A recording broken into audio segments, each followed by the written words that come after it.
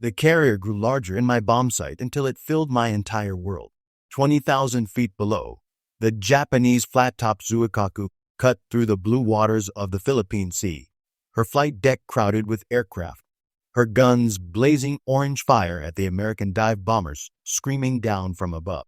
My SB2C Helldiver shuddered as flak burst around us, black puffs of death that painted the sky like angry storm clouds. Behind me, my gunner Danny Rodriguez squeezed off burst after burst at the Japanese fighters climbing to meet us.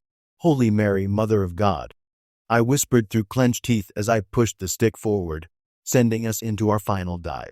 The altimeter spun backward like a broken clock, 18,000, 15,000, 12,000 feet. The carrier's details sharpened with terrifying clarity. The rising sun painted on her flight deck, the tiny figures of sailors running for cover, the desperate muzzle flashes of her anti-aircraft guns. This was it. October 25, 1944. The Battle of Leyte Gulf, the largest naval engagement in human history, was reaching its climax, and I was diving straight into the heart of it with a 2,000-pound armor-piercing bomb slung beneath my belly. Everything, the invasion of the Philippines, the lives of thousands of American soldiers already fighting ashore, maybe even the outcome of the entire Pacific War, hung in the balance of what happened in the next 30 seconds. The whole thing had started 4 days earlier when our task force received the word we'd all been waiting for. General MacArthur was going back to the Philippines, just like he'd promised when the Japanese forced him out of Corregidor 2.5 years ago. But the Japs weren't going to let us waltz back in without a fight. They'd scraped together what was left of their once mighty combined fleet, and were throwing everything they had at us in one last desperate gamble. I'd been flying off the USS Intrepid for 8 months by then, ever since we'd gotten our new Helldivers to replace the old SBD Dauntlesses. The SB2C was a beast of a machine, bigger, faster, and more heavily armed than anything we'd flown before. She could carry twice the bomb load of a Dauntless and had the range to strike targets hundreds of miles away. The boys called her the Beast, or sometimes Son of a Second Class, on account of her designation, but I'd grown to love that big, ungainly bird. She'd carried me through Raison Truk, Saipan, and the Marianas, and she'd never let me down. But nothing had prepared us for what we found when Admiral Halsey's scouts reported the Japanese fleet steaming toward Leyte Gulf. The reports kept coming in all through October 23rd and 24th. 4 separate enemy task forces converging on our positions, including what looked like the biggest concentration of Japanese warships we'd seen since Midway. Admiral Kurita's center force alone packed 5 battleships, including the monster Yamato and Musashi, the biggest battle wagons ever built. Admiral Ozawa's northern force brought 4 carriers, while Admiral Nishimura's southern force was racing up through Surigao Strait with 2 battleships and a mess of cruisers and destroyers. The Japanese plan was simple but deadly. Hit us from 3 directions at once, break through to the invasion beaches, and slaughter MacArthur's troops before they could dig in. If they pulled it off, it might set our Pacific offensive back by months, maybe years. Every pilot, every sailor, every Marine in the fleet knew what was at stake. I'd gotten maybe 3 hours of sleep the night before our big strike. The ready room had been buzzing with nervous energy as we studied the reconnaissance photos and planned our attack. Lieutenant Commander Hayes, our squadron CO, had spread the pictures across the metal table under the harsh fluorescent lights. The Japanese carriers looked impossibly huge in the grainy black and white images, floating cities of steel bristling with guns and aircraft. "Gentlemen," Hayes had said, his voice carrying the weight of command, "this is what we've been training for. Intelligence reports at least 4 enemy flat tops in the northern force, led by the Zuikaku. She's the last of the carriers that hit Pearl Harbor, and she's been a thorn in our side ever since. Tomorrow, we're going to send her to the bottom." The Zuikaku had a reputation among American naval aviators. She'd been at Pearl Harbor, the Coral Sea, the Eastern Solomons, and the Santa Cruz Islands. American pilots had been trying to sink her for nearly 3 years, but she'd always managed to slip away, protected by her escorts and the skill of her crew. She was fast, well-armored, and carried some of the best pilots left in the Imperial Japanese Navy. But by October 1944, the Japanese were running out of everything: fuel, experienced pilots, and most importantly, aircraft. Our intelligence officers estimated that Ozawa's carriers could only muster about 100 planes between them, compared to the nearly 900 aircraft in our task force. The Japanese were using their last carriers as bait, hoping to lure Halsey's fast carriers away from the invasion beaches, while Kurita's battleships smashed through the landing forces. The plan almost worked. As we launched before dawn on October 25th, word came over the radio that Admiral Halsey had taken the bait. He'd spotted Ozawa's carriers to the north and was racing after them with 3 full task groups, leaving only a small force of escort carriers and destroyers to protect the invasion beaches. It was a risky gamble, but Halsey figured we could destroy the last Japanese carrier force and still get back in time to help if Kurita's battleships broke through. The flight deck of the Intrepid was controlled chaos in the pre-dawn darkness. Plane handlers in colored jerseys guided aircraft into position, while ordnance men loaded bombs and topped off fuel tanks. The air smelled of aviation gasoline, hot metal, and salt spray. Red lights bathed everything in an eerie glow as we tried to preserve our night vision. I ran through my pre-flight checklist by memory, my hands moving automatically over the familiar controls. Engine oil pressure, good. Fuel quantity, full. Bomb bay doors, secure. The big AP bomb hung beneath my Helldiver like a deadly teardrop, its olive drab paint job gleaming dully under the deck lights. 2,000 pounds of high explosive and armor-piercing steel, designed specifically to punch through heavy deck armor and detonate inside a ship's vitals. Rodriguez climbed into the rear seat behind me, checking his twin .30 caliber machine guns and adjusting his radio headset. He was a tough kid from East LA who joined the Navy right after Pearl Harbor.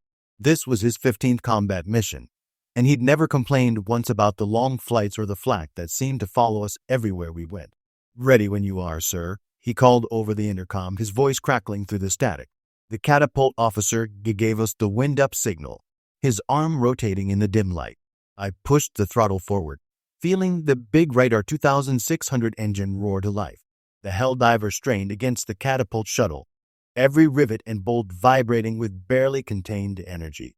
Around us, other planes were starting their engines, adding to the thunderous roar that echoed across the flight deck. Then came the signal we'd all been waiting for.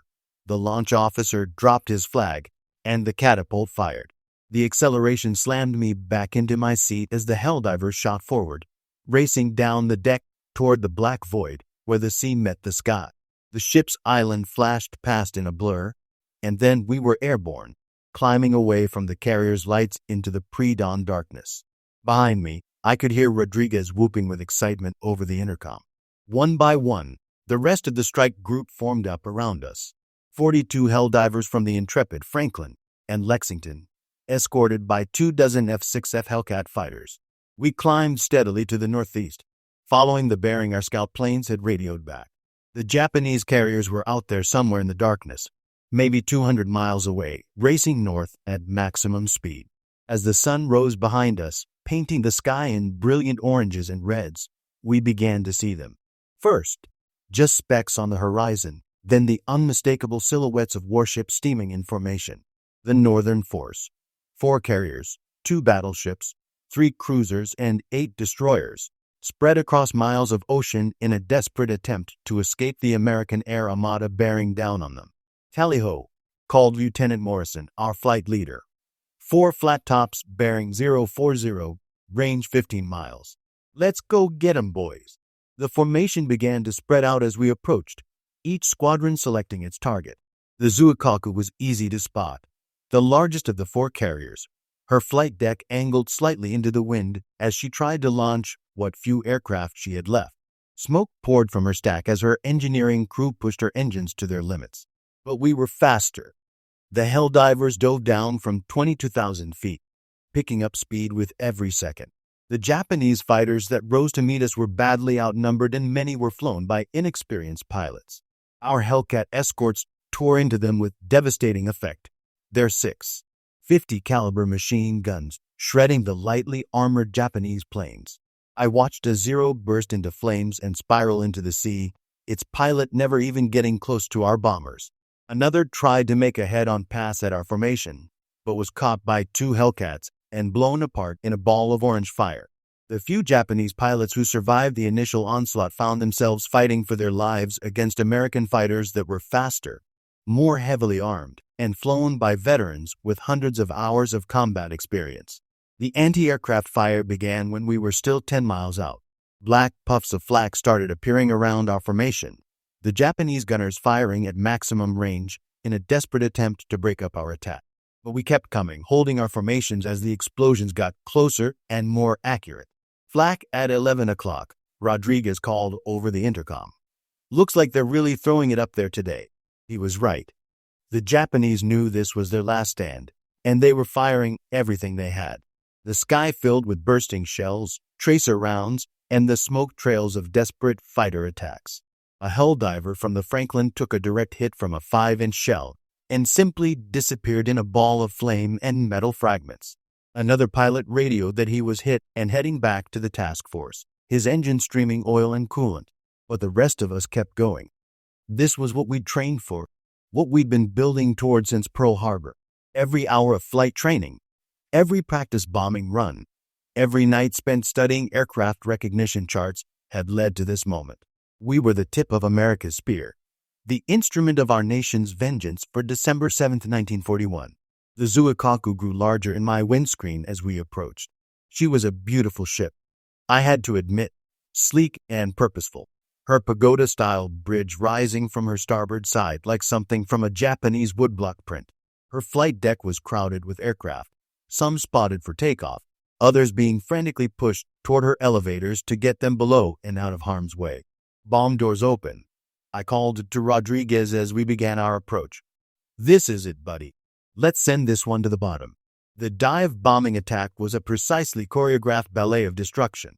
We approached from different angles to split the Japanese defensive fire, each pilot selecting his aim point on the massive target below.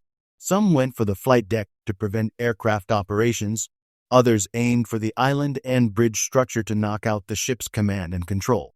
I had my sights set on a spot just forward of the carrier's island, where intelligence photos showed the location of her forward elevator and hangar deck. At 15,000 feet, I pushed the stick forward and began the dive that would either make me a hero or get me killed. The Helldiver's nose dropped toward the vertical as we picked up speed. The altimeter unwound rapidly, 14,000, 12,000, 10,000 feet. The carrier filled my bomb sight, growing larger with each passing second. The anti-aircraft fire was murderous now. The Japanese gunners had found their range and were putting up a curtain of steel and high explosive that lit up the sky around us. Flak bursts rocked my plane from side to side as fragments rattled off the armor plating behind my seat. A shell exploded so close that I could smell the cordite through my oxygen mask. "They're really laying it on thick," Rodriguez shouted over the intercom, his voice nearly drowned out by the roar of the wind and the hammering of his machine guns as he fired at the ship's gun positions. 8,000 feet. The details of the carrier were crystal clear now. I could see individual sailors running across her flight deck, some manning gun positions, others trying to get the parked aircraft below. Her flight deck was painted with a huge rising sun, the red circle bright against the wooden planking. Anti-aircraft guns flashed all along her length, desperate Japanese gunners firing as fast as they could load their weapons. 6,000 feet. Time seemed to slow down as the world narrowed to just me, my airplane, and the target rushing up to meet us. Everything else, the war, the other planes, the explosions around us, faded away until there was only the mission. This was what every dive bomber pilot dreamed about. A perfect setup on a high-value target, clear weather, and a steady airplane. 4,000 feet. I could see the fear in the faces of the Japanese sailors looking up at us. Some were firing rifles and pistols in a futile gesture of defiance. Others had thrown themselves flat on the deck. The carrier's bridge was a hive of activity as officers shouted orders and tried to coordinate their ship's defenses. 2,000 feet. I pressed the bomb release button and felt the Helldiver jump as the 2,000-pound AP bomb fell away. The airplane suddenly felt light and nimble without the weight of the bomb, and I hauled back on the stick to pull out of the dive. The G-forces pressed me down into my seat as we bottomed out just 500 feet above the water. Behind me, Rodriguez was whooping with excitement. Direct hit. You got her right in the gut." I looked back over my shoulder as we climbed away from the target. The armor-piercing bomb had punched through the carrier's flight deck and exploded deep inside her hull. A massive column of smoke and flame was already rising from the impact point, and I could see secondary explosions beginning to ripple through her hangar bays as aviation gasoline and ammunition caught fire. But the Zuikaku was a tough ship, built to absorb punishment. Even as fires raged through her hangar decks, her damage control parties were fighting to save her. Streams of water arced from her fire hoses, and I could see repair parties working frantically to contain the flooding where bomb fragments had holed her hull below the waterline. The other Helldivers were making their attacks now, diving down through the flak like hawks stooping on prey. Lieutenant Morrison put his bomb right through the carrier's forward elevator, the explosion buckling the flight deck and sending a geyser of smoke and debris high into the air. Ensign Patterson, flying off the Lexington, scored a hit near the stern that started fires among the parked aircraft. One after another, the dive bombers screamed down out of the sun, their bombs slamming into the carrier with devastating precision. The AP bombs were designed specifically for this kind of target. They punched through the armored flight deck before exploding, maximizing damage to the ship's internal structure. Each hit sent shockwaves through the carrier's hull, rupturing fuel lines, breaking water mains, and starting fires that quickly spread through her compartments.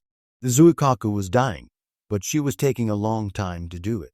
Her anti-aircraft guns continued firing even as flames spread across her flight deck. Some of her crew jumped overboard rather than face the advancing fires, while others stayed at their posts, fighting to save their ship until the very end.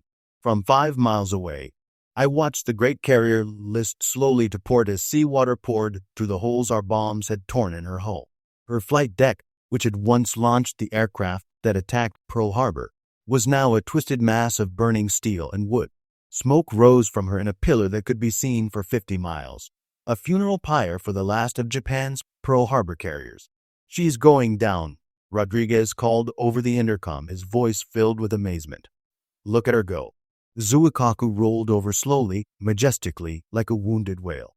Her massive bulk displaced thousands of tons of seawater as she turned turtle, her red-painted bottom gleaming briefly in the tropical sun before she slipped beneath the waves. She took with her over 800 sailors and airmen, men who had served their emperor faithfully, but found themselves on the losing side of history. We weren't finished yet, though. The other 3 Japanese carriers were still afloat, and our orders were to sink them all. The light carrier Zuiho was the next to feel the weight of American vengeance. She was smaller and less heavily armored than the Zuikaku, and it took fewer bombs to finish her off. A direct hit from a Helldiver off the Franklin broke her back, and she sank in less than 10 minutes. The Kaidos and Chiyoda tried to run for it, but there was nowhere to hide in the empty expanse of the Philippine Sea. Our torpedo planes found them first, their TBF Avengers coming in low over the water to launch their deadly fish into the carrier's sides. The torpedoes exploded below the waterline, flooding engine rooms and fire rooms that kept the ships alive. Then came our turn again. The dive bombers finished what the torpedo planes had started, putting bomb after bomb into the crippled carriers until they too rolled over and sank. By noon on October 25th, all 4 of Ozawa's carriers had been sent to the bottom, along with most of their aircraft and crews. The destruction was staggering. In a single morning, American carrier planes had wiped out the last effective Japanese carrier force in the Pacific. Over 100 Japanese aircraft had been shot down or destroyed on deck, and more than 3,000 sailors and airmen had gone down with their ships. The Imperial Japanese Navy, which had once dominated the Pacific from the Aleutians to Australia, was now reduced to scattered forces with no effective air cover. But the cost of victory was high for us too. We'd lost 15 aircraft and 30 aircrew in the attacks, good men who'd given their lives to break the back of Japanese naval aviation. As we flew back toward our own carriers, the radio chatter was subdued. We'd accomplished our mission, but there was no joy in it, only the grim satisfaction of a job well done. The flight back to the Intrepid gave me time to think about what we'd just witnessed. The Battle of Leyte Gulf was effectively over. Kurita's center force had been turned back by the heroic stand of the escort carriers off Samar, and Nishimura's southern force had been annihilated by Admiral Oldendorf's battleships in Surigao Strait. In 4 days of fighting, the Japanese had lost 4 carriers, 3 battleships, 6 heavy cruisers, and dozens of smaller warships. It was the death blow to Japan's ability to fight a major naval action. As the familiar silhouette of our task force appeared on the horizon, I couldn't help but marvel at the transformation that had taken place since Pearl Harbor.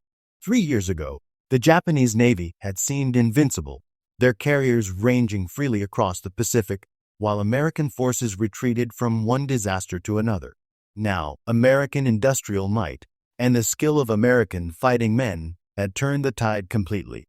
The landing on the Intrepid was routine, just another trap on the angled deck of a fast carrier. But as I climbed out of my Helldiver and felt the solid steel of the flight deck under my boots, I knew I'd been part of something historic. We just fought the largest naval battle in human history, and we'd won it decisively. Rodriguez and I walked slowly across the flight deck toward the island, our flight gear heavy on our shoulders. Around us, plane handlers were already spotting aircraft for the next mission, while ordnancemen loaded fresh bombs and topped off fuel tanks. The war wasn't over. We still had to invade Japan itself, but the outcome was no longer in doubt. "Hell of a thing," Rodriguez said quietly as we reached the catwalk. "Sinking all 4 of those carriers in one day." I nodded, too tired to speak. It had been a hell of a thing indeed. In a single morning, American naval aviation had written the final chapter in the story of Japanese carrier aviation. The men who had attacked Pearl Harbor, who had conquered the Dutch East Indies and threatened Australia, were now sleeping forever beneath the waves of the Philippine Sea. But as I looked out over the darkening ocean, I couldn't shake the memory of those Japanese sailors I'd seen on the Zuikaku's flight deck in the seconds before my bomb hit. They were the enemy, men who'd served a cause I believed was wrong, but they were also sailors like us, far from home, doing their duty as they saw it. They'd fought bravely and died bravely, and that deserved some measure of respect. The Battle of Leyte Gulf had broken the back of the Japanese Navy, but it had come at a cost that went beyond the simple tallies of ships sunk and planes shot down. Thousands of men had died in those 4 days of fighting, Americans and Japanese alike, all of them somebody's son or brother or father. The victory was ours, complete and decisive, but the price had been paid in blood and lives that could never be replaced. As I made my way down to the ready room to file my after-action report, I knew that what we'd done would be remembered as long as men sailed the seas and flew through the skies. The Battle of Leyte Gulf had been the largest naval engagement in history, and American forces had emerged triumphant. The road to Tokyo Bay was now open, and the war that had begun with such disaster at Pearl Harbor was finally nearing its end. But for now, all I wanted was a hot meal, a shower, and maybe 8 hours of sleep before we did it all over again tomorrow. Because that's what we did. We flew our missions, we fought our battles, and we brought our boys home. It was what America asked of us, and it was what we gave willingly, knowing that freedom itself hung in the balance. The last dive was over.